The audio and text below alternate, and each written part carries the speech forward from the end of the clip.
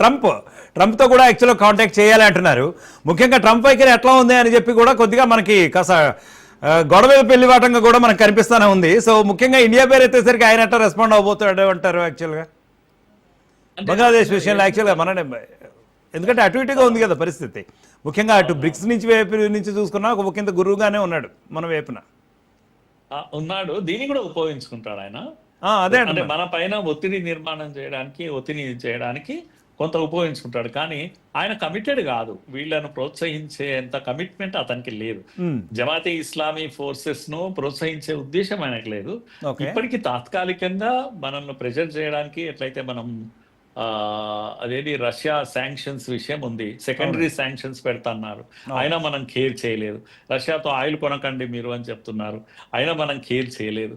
So ఇవన్నీ ఆయనకు కోపం వస్తుంది కనుక ఒత్తిడి చేయడానికి దీన్ని కొంతకాలం ఉపయోగిస్తాడు. కానీ but I'm sure the day will come wear Trump will understand the things. Trump will not be encouraging such forces. ఆయనకి ఇష్టం కూడా ఉండదు పెద్దగా, ఎందుకంటే వీళ్ళందరినీ ఎనిమిగా చూస్తాడు.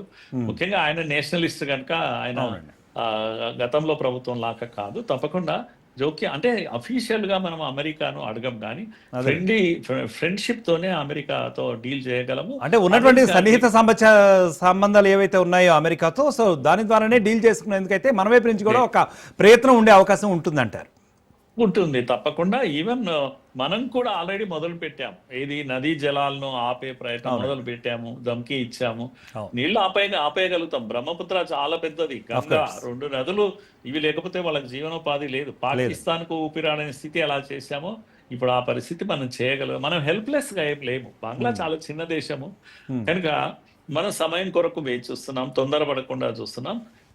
కానీ జమాతే ఇస్లాం ఒకవేళ అధికారంలోకి అంటూ పొరపాటున వస్తే మాత్రం అది ఎప్పటికీ మనకు ప్రమాదమే.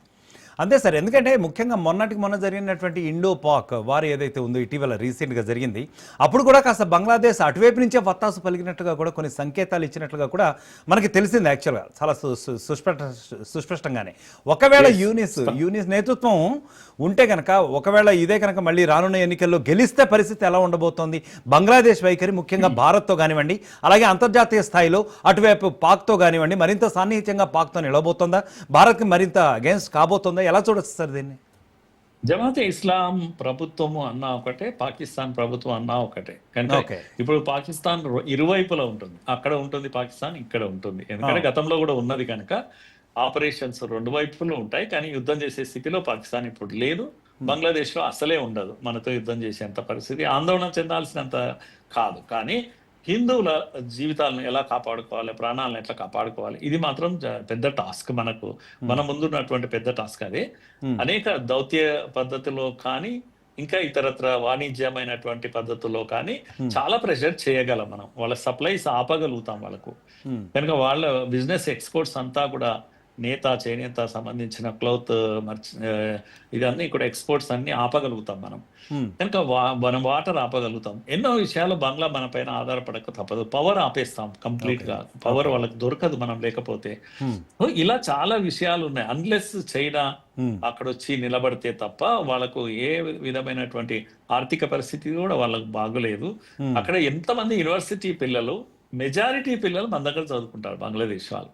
వాళ్ళందరూ ఇప్పుడు చదువులు ఆగిపోయినాయి, వెళ్ళిపోయారు. వాళ్ళ ఒత్తిడి ఉంది. మా చదువులు ఏం కావాలి, మా భవిష్యత్తు ఏం కావాలి. అక్కడ ఏ ప్రభుత్వం వచ్చినా ఆ ఒత్తిడి ఉంటుంది. కనుక ఆషామాషి విషయం అయితే కాదు. కానీ నేను అనుకుంటున్నాను అవామీ లీగ్ ఉన్నంత బలం ఇప్పటికీ కూడా ప్రజల్లో ఎవరికీ లేదు. ఆ నెక్స్ట్ బిఎన్పి పార్టీ కూడా చాలా బలం ఉంది వీళ్ళతో పోలిస్తే. జమాతే ఇస్లామే మీకు తెలుసు కదా, బహుశా 91, 92 ఆ టైంలో 18 సీట్స్ వచ్చాయి. 18 సీట్లు వచ్చాయి. 18 సీట్లు వచ్చాయి. అది that was the maximum performance వాళ్ళది. అంతకన్నా ఆ తర్వాత బ్యాన్ కి కూడా గురైంది. ఎందుకంటే పాకిస్తాన్ కి అండగా నిలిచారని చెప్పి ఆ తర్వాత మొన్న దాకా బ్యాన్ కి కూడా గురైంది.